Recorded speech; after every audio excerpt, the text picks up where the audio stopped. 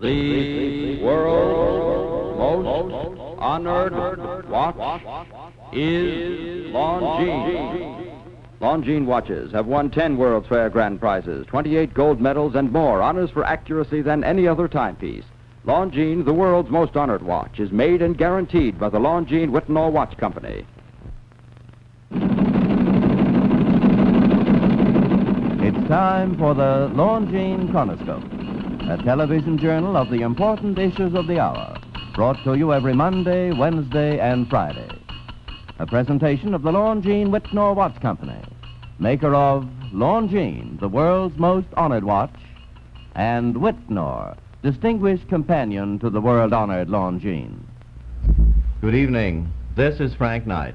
May I introduce our co-editors for this edition of the Longines Chronoscope? Mr. Donald I. Rogers, an editor of the New York Herald Tribune, and Mr. William Bradford Huey, editor of the American Mercury. Our distinguished guest for this evening is the Honorable Eugenie Anderson, United States Ambassador to Denmark. In this discussion, the opinions are necessarily those of the speakers. Mrs. Anderson, our audience knows you as the first woman ambassador, the first American woman ambassador to any nation, and as our present ambassador to Denmark. I believe that you're back home after 2 years in Denmark, aren't you? Yes, this is my first visit home. Well, we'd like to hear something about the people of Denmark. Now, we're hearing a great deal about war. Is there a lot of war talk in Denmark? Oh, I think there's a great desire for peace in Denmark, just as there is in most of the Western European countries. Is there a certain amount of defeatism and cynicism there? Do the people expect another invasion? Well, I think there are some people today who are still defeatist, but really there is much less defeatism today in Denmark or any place in Western Europe than when I first came there 2 years ago. Now, Denmark belongs to the North Atlantic Alliance, does it not? Yes, Denmark is a member of the North Atlantic Treaty Organization. What is Denmark's contribution to this organization, or is she on the receiving end mostly? Oh, no, indeed. Denmark realizes today that it also is contributing and wants to contribute to the North Atlantic Treaty Organization. Men? Yes, indeed. Men, troops, and of course the Greenland Agreement. I think that is part of Denmark's basic contribution to the North Atlantic Treaty, because under that agreement, Denmark will contribute to, will work with the United States to establish bases, air bases and other facilities in Greenland, and that's very important to the defense of the North Atlantic Treaty area. They don't object to our being in Greenland. There's no resentment of our taking over bases there, is there? Oh, no. Denmark is retaining its sovereignty over the island of Greenland, and Denmark is working with the United States to establish these bases and maintain them. Is Greenland a profitable enterprise for Denmark? Is there taxes collected? Oh, no, I think the Danes have put more into Greenland than they have ever taken out of it. Merely a strategic base? It's very important from a strategic point of view, and it's Denmark's last colony. It's very important to Denmark from a traditional point of view. Pride? Yes. The Danes understand that it's important in possible atomic warfare, do they not? They understand, of course, that Greenland is very important to the defense of the whole area, the North Atlantic area. Getting back to Denmark itself, are the communists strong in Denmark now? No, I wouldn't say so. They still have 7 seats in the parliament out of 151, but they had 18 seats right after the war, so that they have decreased every year, and they're not a political force today. Are they in the trade unions? A few, but not essentially. The trade unions are essentially anti-communist and very strongly pro-democratic. Now, Mrs. Anderson, you're aware, of course, that there has been a great deal of criticism in America of the North Atlantic Alliance and of our general effort in Europe. Now, do you feel that we are spending too much money in Europe now? No, indeed. I think that what we're spending is very well spent for our own defense, as well as for the defense of Western Europe. You are a strong defender of the whole spending plan then in Europe. I think that the North Atlantic Treaty is the best means that we have for preventing aggression, for deterring war. And I think that it's absolutely necessary to build up the defenses of our allies as well as ourselves. You told me that you were of Scotch-English ancestry. You come from the Mississippi Valley region of the United States, where people, I hear, learn to be frugal. Do you think the United States, do you personally believe, the United States can continue to spend this kind of money? Oh, of course, I think that we have to be sure that our money is being well spent, and I think that we have to be sure that our programs are working out. But I think that today that we have assurances that they really are. And I believe that we have no choice but to build up our defenses and to help our allies to restore their defense forces. You've seen General Eisenhower lately, have you? Yes, he's been in Copenhagen several times. Do you approve of his job? I think he's doing a magnificent job. I think he's inspired the people of Western Europe and given them a new feeling of confidence and hope. Do you feel that he perhaps might be expendable for other jobs, like perhaps the presidency? Well, I couldn't say. I could just say this. I think up to now that he has been indispensable in Europe. That may come back to some of the criticism in our own country. Now, you say that the Danes are making a contribution, that the Danes are prepared to fight for their freedom. Yes, indeed they are. Now, how do they feel about the rearmament of Germany?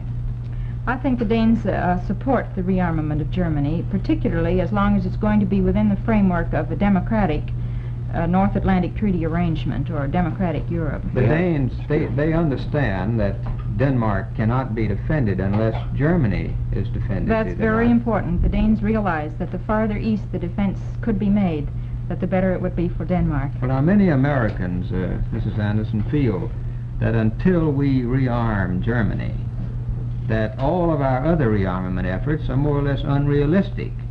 Now, do you feel that the rearmament of Germany is the real crux of the matter, that we must rearm Germany, and until then, the rest of it really doesn't make much difference? Oh, no, indeed, I wouldn't say that. I think that the defense of Europe, I think that Germany is vital to the defense of Europe, and I think that we must rearm Germany, but I feel that the problem is so immense that it's very important that we get ahead with the other countries and move along with the whole problem as rapidly as we can. Denmark has a lot to gain economically if we rearm Germany, hasn't she? Well, naturally, the more that German health is restored economically and otherwise, the better off Denmark and all the European countries will be. Is the feeling in Denmark predicated along ideological or practical lines in the rearmament of Germany? I think both. I mean, the Danes realize that Germany, a democratic Germany, is essential to the defense of Western Europe. And at the same time, the Danes are good traders. They live by trade, and they have to have their trade restored with Germany, too. To come back to whether we're getting our dollars worth or not, how much are the Danes spending now in their defense effort? Do you mean in terms of dollars? Yes, ma'am. For next year, the Danes have appropriated about $100 million for their defense And what program. percentage is that of their total government budget? That's about 16%. Are they aware that we are spending a much higher percentage? Yes, indeed they are. And I think, however, that it should be pointed out that we Americans have always recognized the principle that a man who earns $1,000 a year can't pay the same amount of income tax as a man who earns $5,000 a year. But that is on a percentage basis. Canada, for instance, pays about 49% into the defense program. But Canada has lots of raw materials, and Denmark is a country with no raw materials. Denmark has no economy save its agricultural. That's its total economy. And even for its agriculture, it has to import feedstuffs. Well, this leaves the small nation in a very dependent role in this family of nations, this Atlantic family, doesn't it? It is a difficult position for the small nations. Do you have any constructive criticism to offer of the present NATO effort? Is there anything that you think we could do better than we are now doing? Yes, indeed. I think that we can always do better than we're doing, and I think that we all need to have a greater sense of urgency. I think that for all of us, Americans too, that we probably will have to sacrifice much more than we have. Your message is that we in America are not doing enough, then? Well, that's very difficult to say. I can only say that I feel that there are many people here that don't feel that the matter is really so terribly urgent. Are we too rich? Well, I don't think we're too rich, but we are terribly wealthy. Well, if I were to sum up then what your message tonight, I believe that it's one of the most hopeful ones that we've had. In effect, you believe that while we still have a long way to go, that we are definitely making progress. Oh, yes, indeed. In Western Europe. I think great progress has been made just during the 2 years that I've been there. Well, thank you so very much, Madam Ambassador, for being with us tonight. The editorial board for this edition of the Longines Chronoscope was Mr. Donald I. Rogers and Mr. William Bradford Huey. Our distinguished guest was the Honorable Eugenie Anderson, United States Ambassador to Denmark.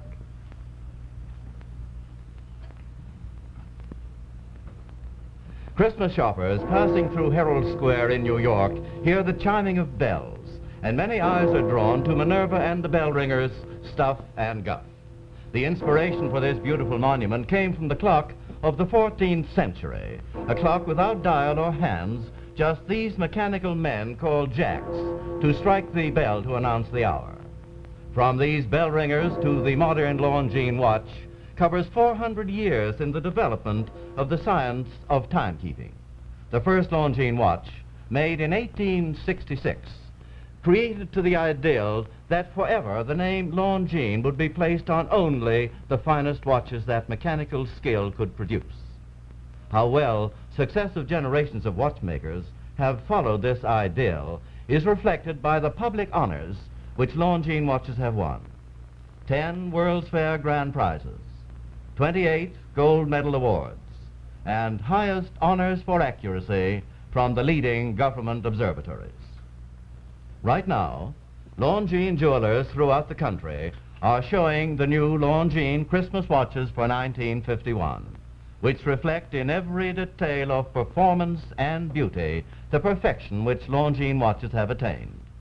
It's a fair statement that throughout the world no other name on a Christmas watch means so much as Longines, the world's most honored watch, premier product of the Longines Whitnor Watch Company, since 1866, maker of watches of the highest character.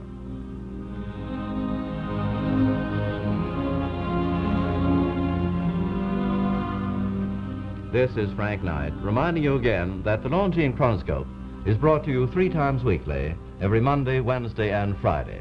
So won't you join us every Monday, Wednesday, and Friday evening at this same time for the Longines Chronoscope, a television journal of important issues of the hour, broadcast on behalf of Longines, the world's most honored watch, and Whitnor, distinguished companion to the world-honored Longines, sold and serviced from coast to coast by more than 4,000 leading jewelers who proudly display the emblem Agency for Longines Whitnor Watches.